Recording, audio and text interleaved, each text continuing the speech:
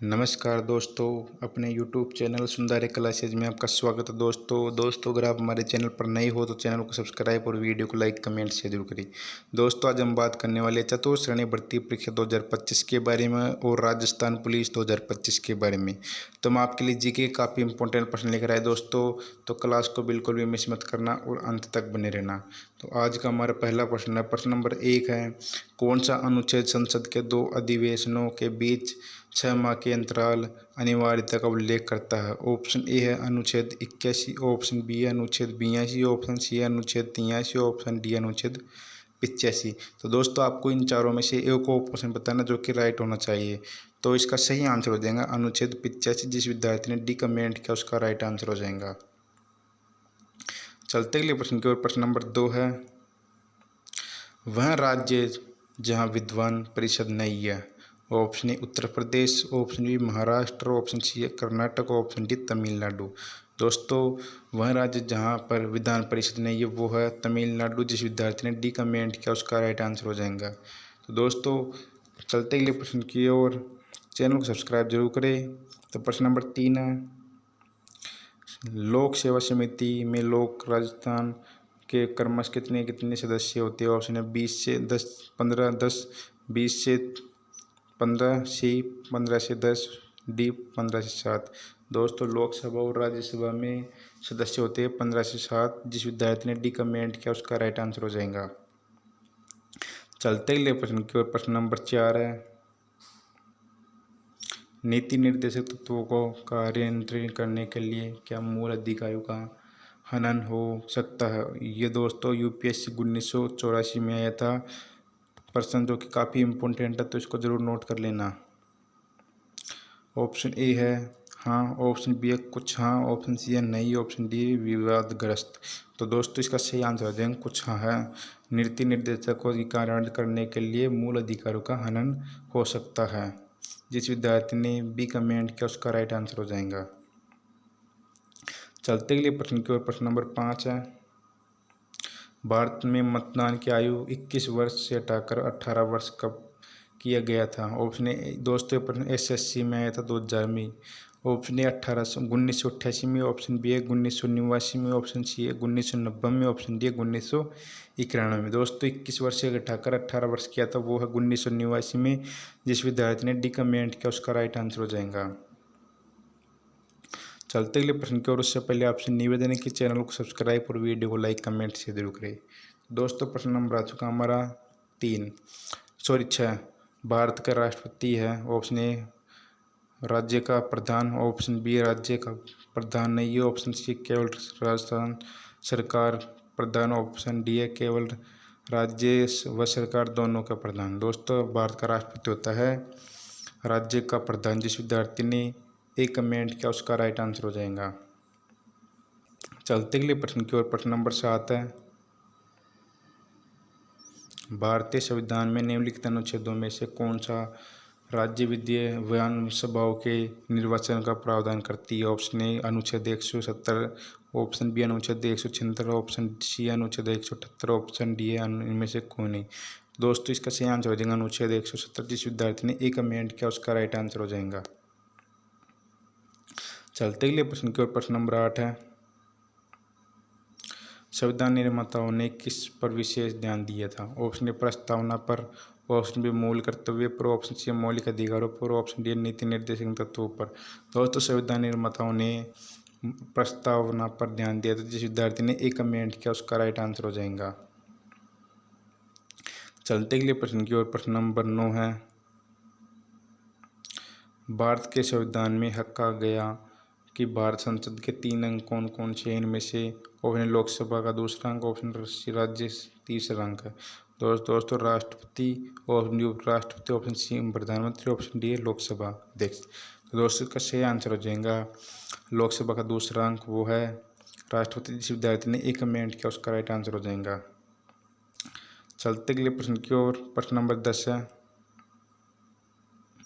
भारत के किस राज्य में महिला मुख्यमंत्री अभी नहीं है बनी? Option Tamil Nadu, option B Rajasthan, option C Uttar Pradesh, option D है महाराष्ट्र। दोस्तों मुख्यमंत्री महाराष्ट्र में नहीं बनी है महिला। जिस विद्यार्थी ने डी कमेंट किया उसका राइट आंसर हो जाएगा।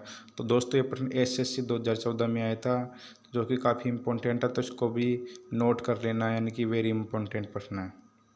चलते ही अगले प्रश्न की ओर, उससे पहले आपसे निवेदन है कि चैनल को सब्सक्राइब और वीडियो को लाइक कमेंट शेयर जरूर करें। दोस्तों प्रश्न नंबर आ चुका हमारा 11। पटना उच्च न्यायालय की स्थापना कब हुई थी? ऑप्शन ए 1916 में, ऑप्शन बी 1917 में, ऑप्शन डी है 1918 में, ऑप्शन डी 1921 में। दोस्तों पटना उच्च न्यायालय की स्थापना हुई थी 1916 में। जिस विद्यार्थी ने ए कमेंट किया उसका राइट आंसर हो जाएगा। दोस्तों ये बीपीएससी यानी 1994 में आया था ये प्रश्न, जो कि काफ़ी इंपॉर्टेंट है। चलते अगले प्रश्न की ओर, प्रश्न नंबर 12 है। भारत के किस राज्य की विधानसभा में अधिकतम कितने सदस्य हो सकते हैं? Option A 400, option B 450, option C है 500, ऑप्शन डी है 550। दोस्तों भारत की किसी भी विधानसभा में अधिकतम 500 सदस्य रह सकते हैं। जिस विद्यार्थी ने सी कमेंट किया उसका राइट आंसर हो जाएगा। दोस्तों प्रश्न भी यूपीएससी 2014 में आया था। चलते अगले प्रश्न की ओर, प्रश्न नंबर 13 है। छत्तीसगढ़ उच्च न्यायालय कहाँ स्थित है? ऑप्शन है Raipur, option B Bilaspur, option C Bhilai, option Raigarh. दोस्तों छत्तीसगढ़ उच्च न्यायालय वो है बिलासपुर में। जिस विद्यार्थी ने डी कमेंट किया उसका राइट आंसर हो जाएगा। दोस्तों GDS 2004 में आया था, जो कि काफ़ी इंपॉर्टेंट प्रश्न है। चलते अगले प्रश्न की ओर, प्रश्न नंबर 14 है। भारत में रहने वाले ब्रिटिश नागरिक दावा नहीं कर सकता। ऑप्शन ए व्यापार और व्यवसाय की स्वतंत्रता का अधिकार, ऑप्शन बी विद्युत की समता का अधिकार, ऑप्शन सी जीवन और व्यक्तिगत स्वतंत्रता की सुरक्षा का अधिकार, ऑप्शन डी धर्म और स्वतंत्रता का अधिकार। दोस्तों इसका सही आंसर हो जाएगा व्यापार और व्यवसाय की स्वतंत्रता का अधिकार। जिस विद्यार्थी ने एक कमेंट किया उसका राइट आंसर हो जाएगा। दोस्तों ये प्रश्न भी 1919 में आए थे यूपीएससी में। चलते अगले प्रश्न की ओर, प्रश्न नंबर 15 है। भारत का उपराष्ट्रपति किसे का पदेन सभापति होता है? ऑप्शन लोकसभा का, ऑप्शन विधानसभा का, ऑप्शन सी राज्यसभा का, ऑप्शन डी इनमें से कौन है?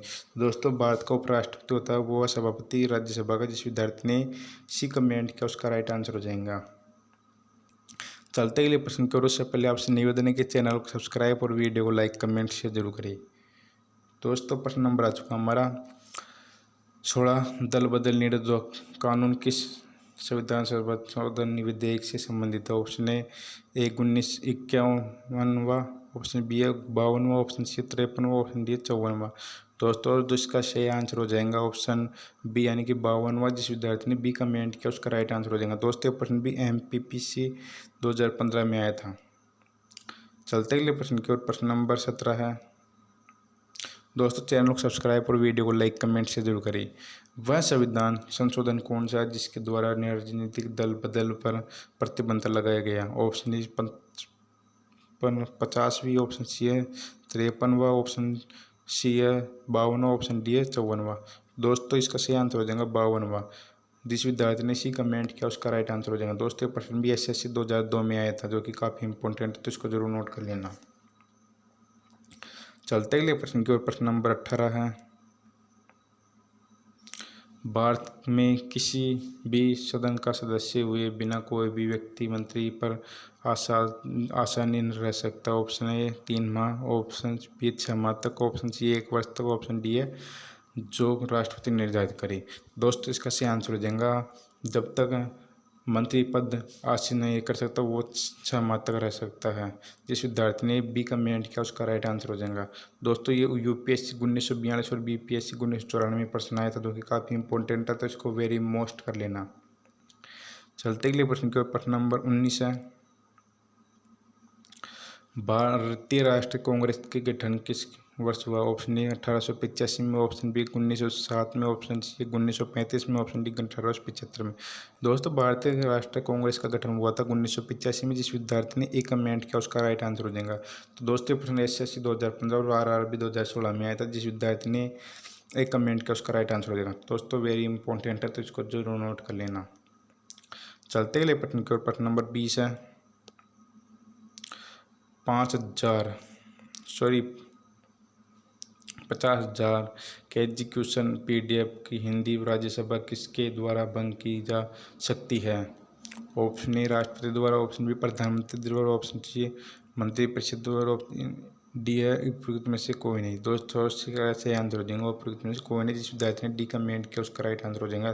दोस्तों UPSC 2013 में था, जो कि काफ़ी इंपॉर्टेंट प्रश्न है दोस्तों। सभी इंपॉर्टेंट प्रश्न तो जरूर नोट कर लेना दोस्तों, सभी प्रश्नों को। तो दोस्तों आज की हमारी क्लास यहाँ पर खत्म होती है।